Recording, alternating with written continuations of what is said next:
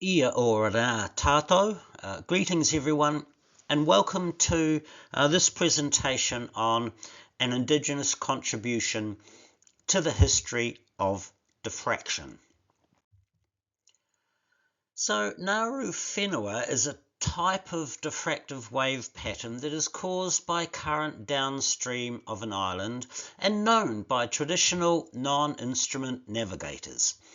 Young drew diffractive waves in 1803. You can find them in water, sound, and the wave-particle duality of light. Haraway developed a feminist diffractive method, which Barrard then applied to quantum theory in an interdisciplinary context. The question is, at what point were traditional navigators aware of diffractive patterns in the ocean? So I will first review Magellan or Marshall Islands' traditional navigation methods, then look to radiocarbon dating and DNA records to locate an appropriate timing. Here we have a Magellan Island stick chart, which is not taken on board. It's a theoretical tool.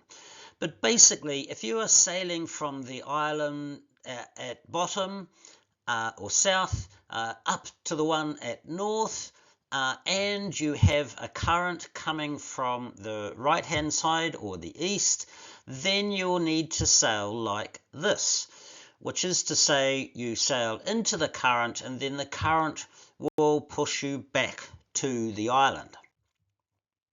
Here we have an explanation of currents given by Spenneman, an Australian academic. I just want to point out area E, which is where the current at D on either side of the island meet. Now this is what diffraction looks like in the ocean off the coast of Hiti or Rewa. And here we can see in these tracks made by waka or canoe, sailing using traditional methods from the Marquesas to Hawaii in 1995. There are 6 of them, and you can see they've done much the same thing. Sailed into the current so that they will be pulled across towards their target island.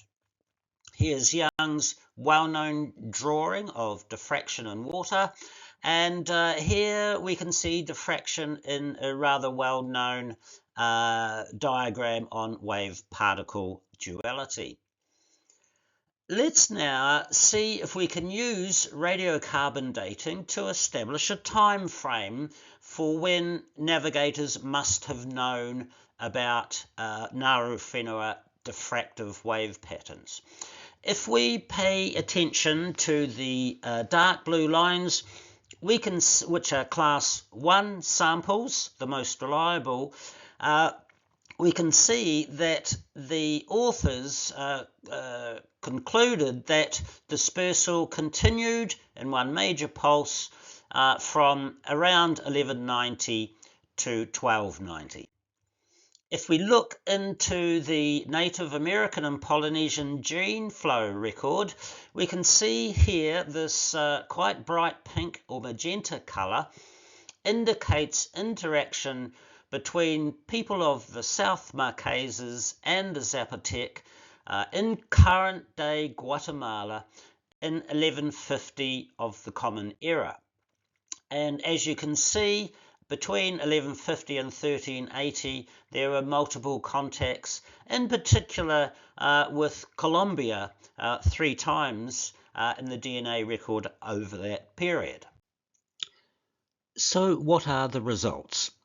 We can conclude that around 1150 to 1190 of the current era is a period that navigators must have known of the Nauru whenua diffraction wave pattern. As we saw on the title slide, there are also 3,000 years of documented moana navigation from Samoa and Fiji through to eastern Polynesia. So what can we conclude? First, This research on diffraction applies in the fields of quantum science, feminist studies, Indigenous studies, DNA and radiocarbon dating papers, and arts and cultural practices based on those fields. What I'm suggesting is that we all include in handouts and presentations this history or heritage of diffraction. Thank you very much.